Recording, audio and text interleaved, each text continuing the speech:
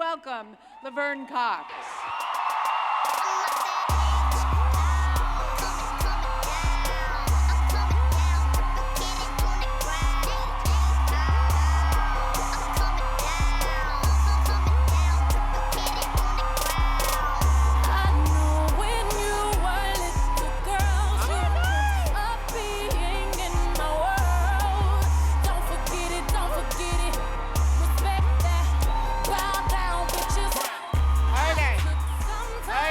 Sit down.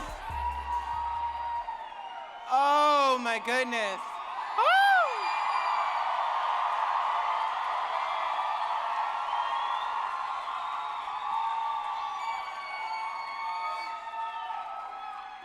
Oh, you're gonna make me cry. Creating Change 2014, how are you feeling tonight? I don't know if I believe you. Creating Change 2014, how are you feeling tonight?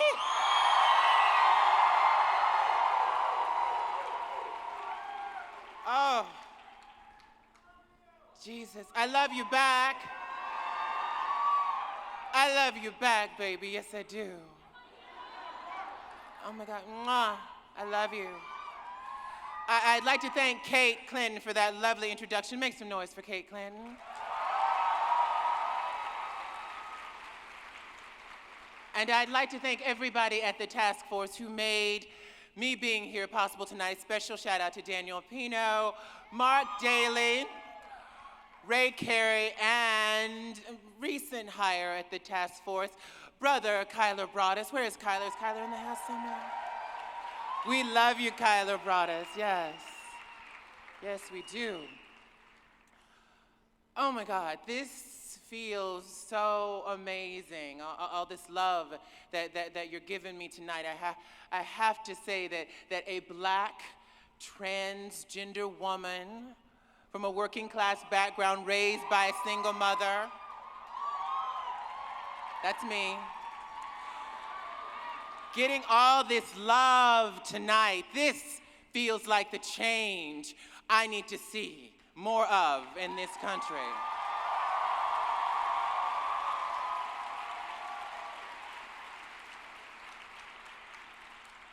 Cornel West reminds us, and you've heard me say this a zillion times, that justice is what love looks like in public, and this feels so just right now, yes.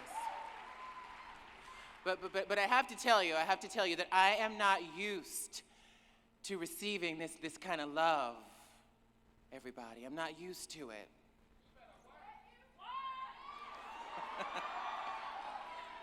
I'm trying. You know, some days I wake up and I'm that 3, 4, 5, 12, 13, 14-year-old kid in Mobile, Alabama, who was bullied. Some days I wake up and I'm that kid who's being chased home from school practically every day by groups of kids who wanted to beat me up because I did not act the way that people assigned male at birth were supposed to act.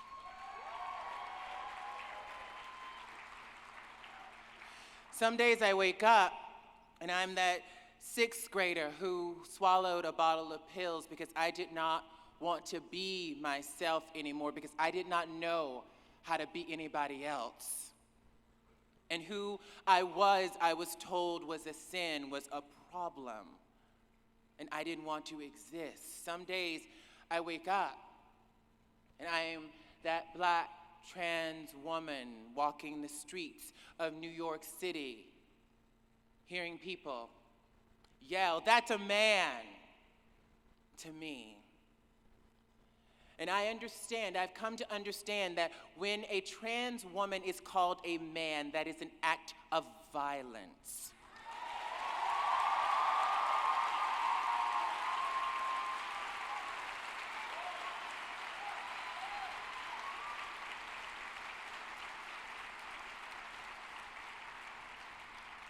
Some days I wake up and I am just a girl who wants to be loved.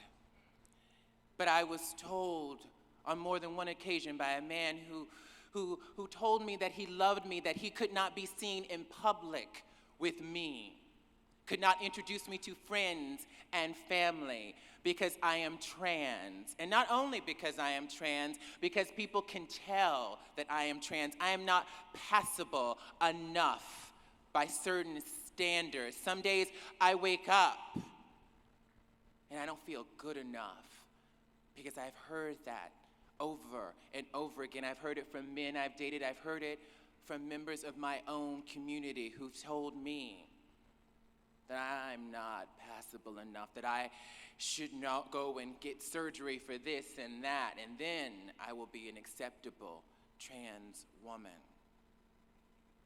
Some days I wake up and I have heard about another one of my transgender sisters who has been assaulted, raped, murdered. And there's no justice. Amen. There will be justice. Some days I wake up and it is just too much. It is too much to deal with. There's too much pain. There's too much cultural trauma around being who I am. But then I think we're a resilient people. I think about so many people, yes. So many people who've come before me, who've made me being on this stage possible. People like Sylvia Rivera and Marsha P. Johnson.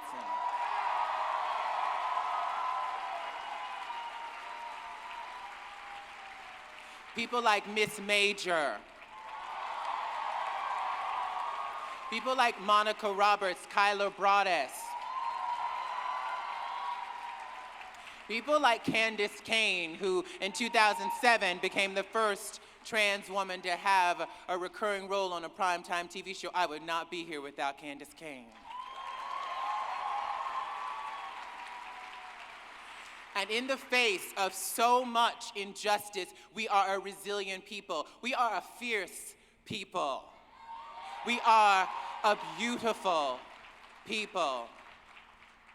I'm so blessed. This past year, I've gotten to meet so many people in our community. I've traveled the country, and a major event for me happened last year in March in Chicago. Chicago's in the house? Yeah. And it was the first ever Trans 100. The realization of the dream of Tony Dorsey and Jen Richards, who I think they're here tonight, yeah? How you doing? Love you. And it was so powerful being in the room in an event created by and for trans people, where we were celebrating each other, doing it for ourselves. It was major for me. It shifted my thinking about who I am and what is possible. And I found out about Chicago House's Trans Life Center.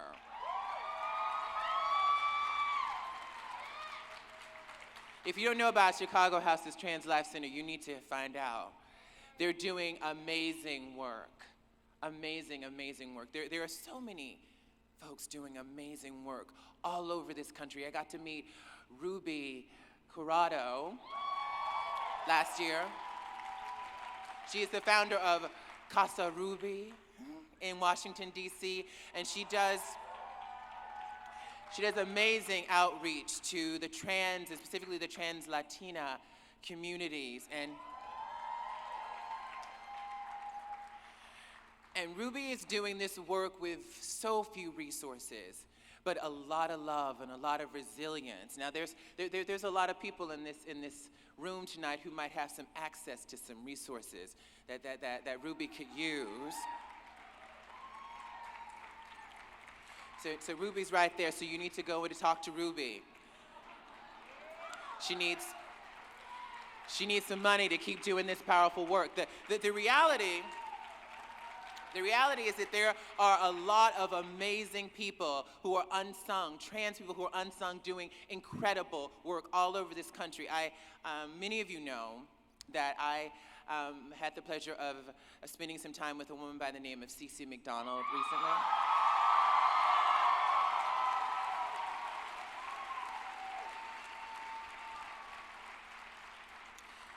As many of you know, Cece is now free.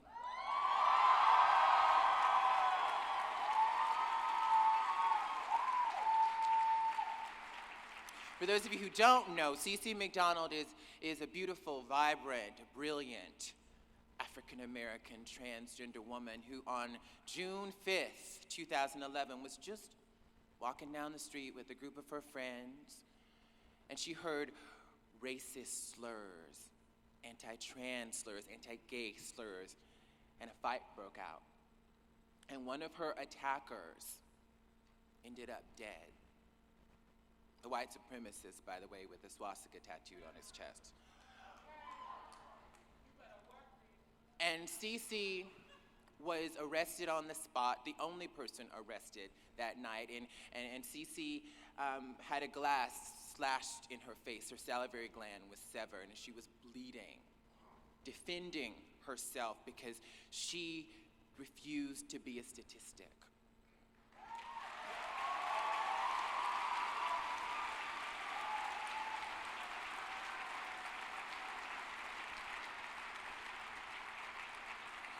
In this room, we are all familiar with the unfortunate statistics of the homicide rate of trans women in our community. It's the highest. Over 53% of LGBTQ homicides in 2012 were trans women. 73% were people of color. But Cece said, I will not go out like that.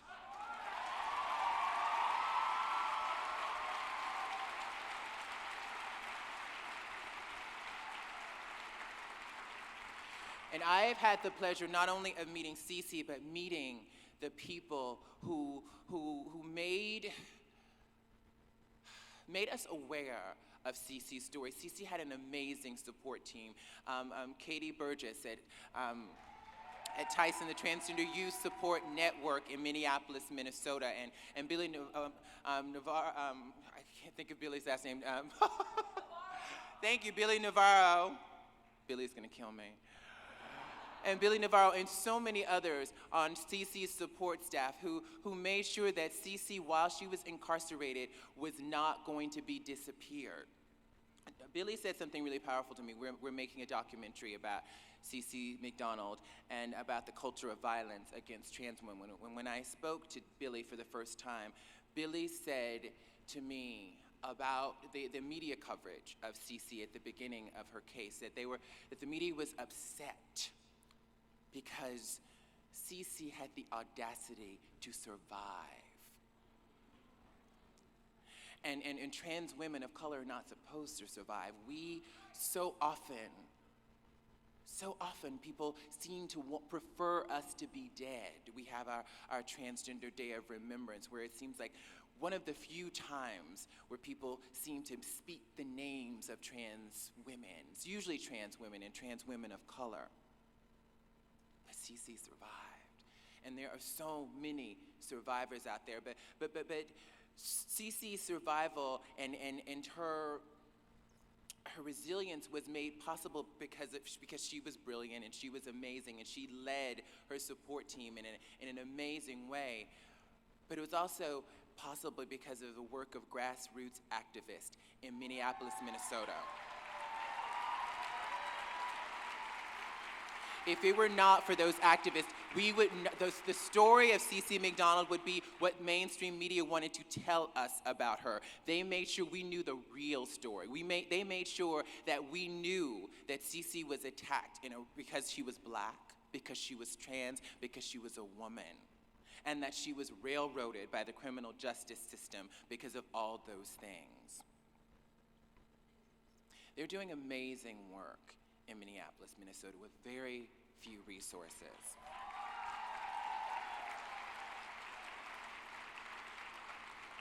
They can use some resources in Minneapolis, Minnesota, too. After I interviewed Cece for the first time, I visited her when she was still incarcerated in November of last year, and it was really emotional for me. But my biggest takeaway from the whole experience is that I said to Jack Garris, my director for the documentary, Cece knows that she is loved. It was so powerful to me that she would have such a positive and upbeat attitude considering everything that she has gone through. She was like my character on Orange is the New Black. She was denied the proper dosage of hormones, and she advocated for herself. Her supporters on the outside advocated for her, and she got the correct dosage.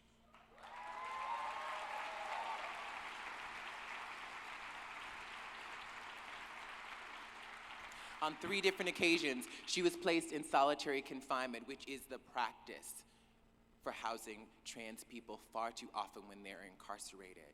But she advocated for herself, and people on the outside advocated for her and got her out of solitary confinement.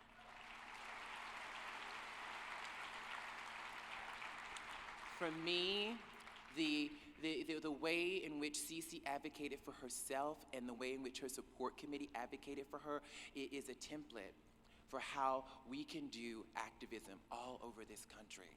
And it started with Cece, and it started with her having this profound sense of love for herself that everyone around her felt. Everybody I talk to who's come in contact with Cece talks about this woman who inspired them and who had so much hope and propelled them to have hope too and to fight on her behalf. Love for a Black trans woman freed her and kept her safe on the inside.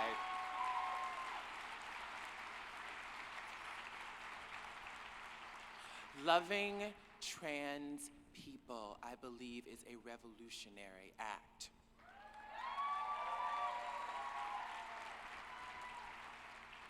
And I believe when we love someone, we respect them.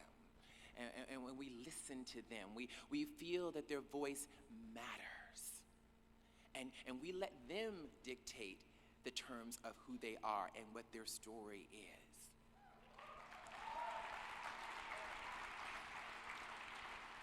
Now, Kate Clinton mentioned an interview that I did on a show, on the Katie Couric show.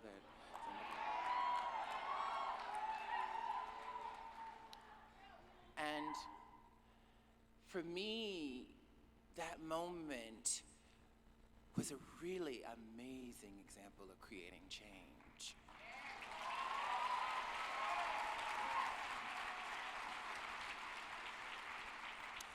And I only want to take partial credit for it. It was Carmen Carrera saying that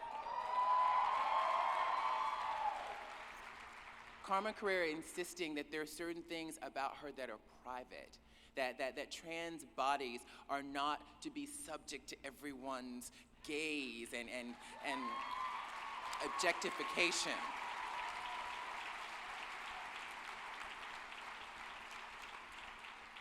And I was so happy and honored to be able to have her back on national television. Trans women supporting and loving each other is a revolutionary act.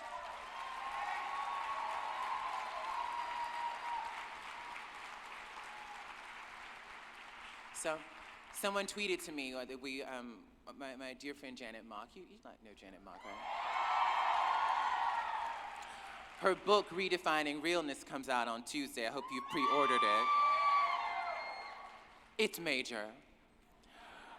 But Janet and I were tweeting each other, and I support her and love her, and she's shown similar love and support of me. And someone tweeted, hashtag the scarcity model is a myth.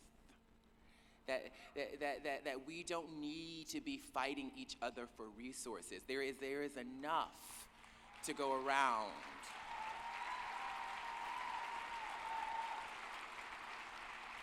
There is enough spotlight to go around if we love each other, and if we remain teachable. I think the biggest thing about the Katie Couric moment is that she did a follow-up on that Friday, saying that that moment was a teachable moment for her. And many of us have watched, for my entire life, I've watched television and watched folks interview trans people and ask all these invasive questions. I've been asked these questions on television before, but never before have I seen in mainstream media a discussion about what is appropriate and not appropriate to ask trans people.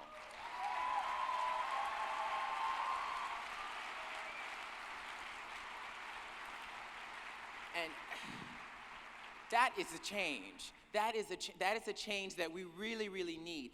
We can set the conversation. Jennifer Finney Boylan tweeted to me that for the first time, we are setting the agenda for how our stories should be told in mainstream media. Because we've been doing it for a long time, it hasn't gone mainstream.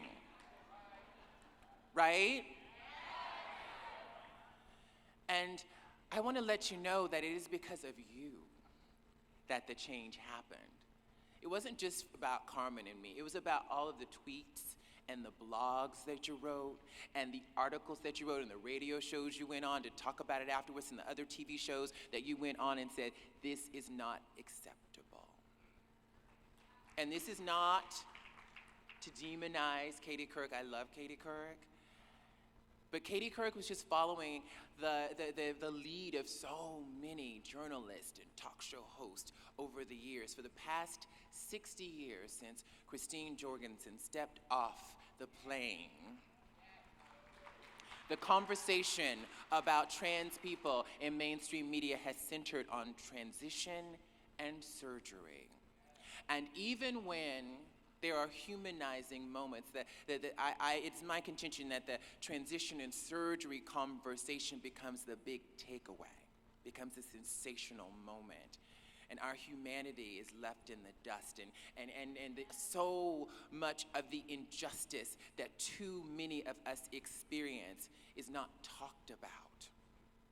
We are changing the conversation right now.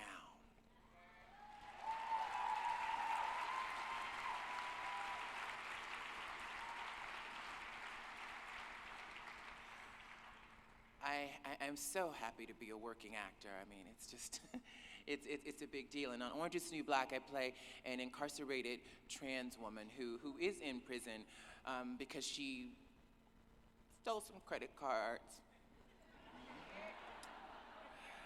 to finance her transition. Healthcare for trans people is a necessity.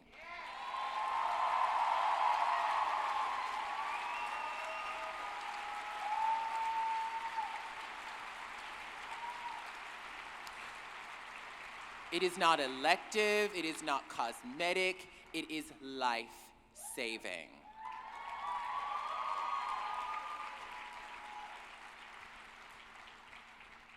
But we are more than our bodies. We are more than our bodies. The criminalization of trans people is so pervasive in this culture. Cece Mcdonald's case is one example, and I'm sure many of you are aware of a 16-year-old girl in California by the name of Jules Gutierrez. 16 years old and was bullied like so many transgender youth. 78% of trans youth in grades K through 12 experience harassment and bullying in school. 78%. That is unacceptable.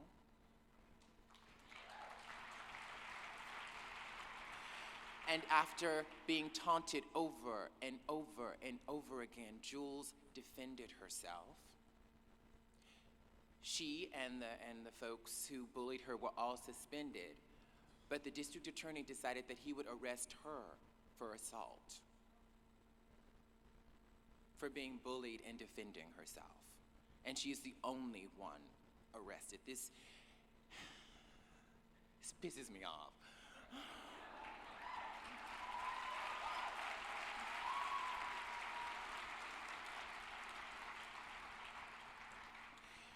There is a system in place which seeks to make trans people, particularly trans people of color, disappear. And part of that is the criminal justice system.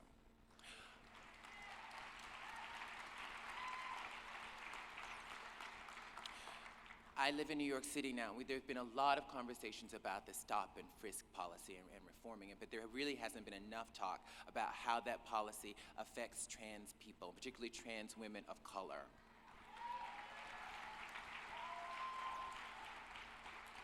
Trans women are far too often profiled as sex workers and arrested if they have more than one condom in their purse. This is a practice that happens all over the world. Criminalized simply for wearing a short skirt in the wrong neighborhood. That shit is fucked up.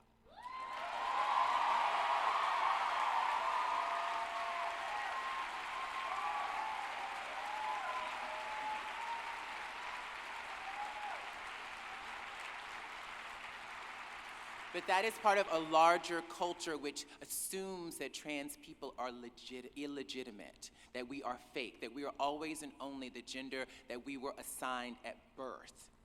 Arizona tried to criminalize going to the bathroom for transgender people. Amen. Give it up. That was stopped.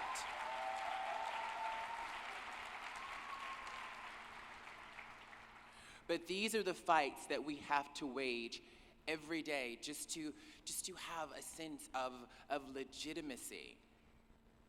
But we're resilient people, and we're strong, and there are so many of you creating that change right here, right now, and back in your home cities.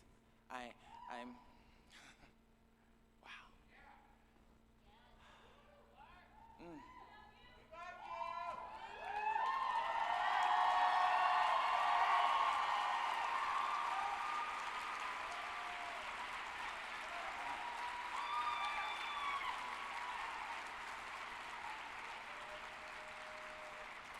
I love you back.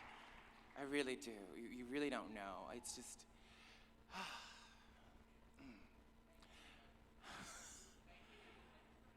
it really is a big deal to have this kind of support, being who I am.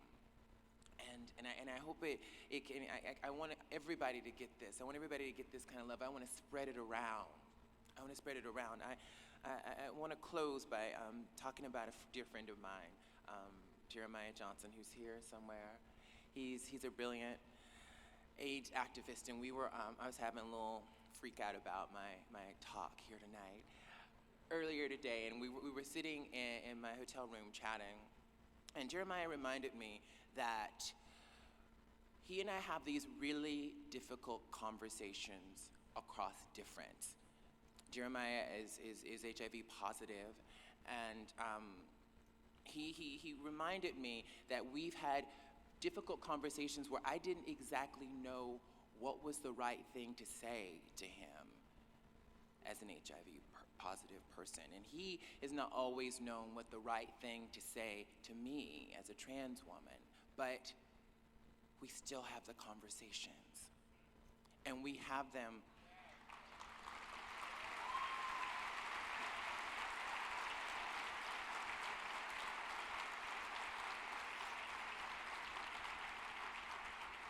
We have those conversations with love and with empathy and with a desire to get to a level of understanding that we didn't have before.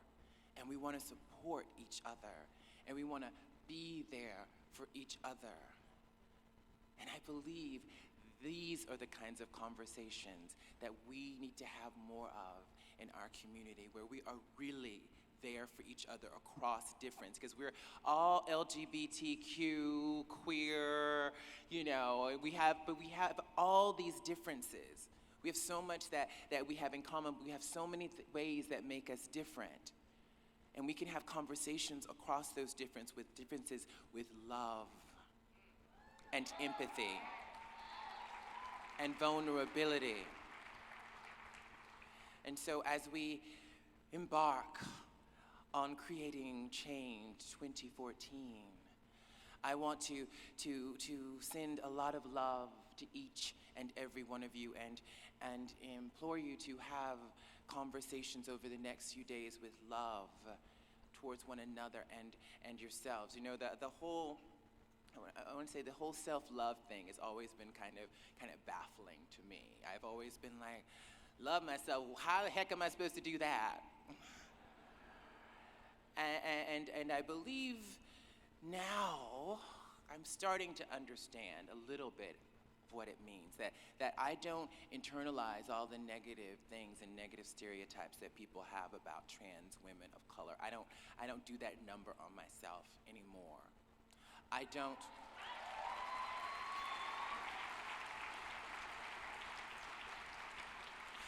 don't date men anymore who are ashamed to be seen in public with me.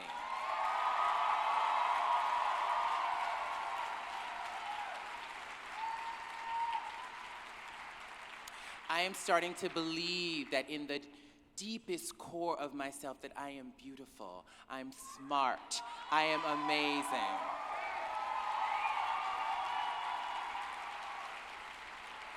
And I want to give that to each and every one of you because you are beautiful, smart, and amazing. Happy Creating Change 2014. I love you all.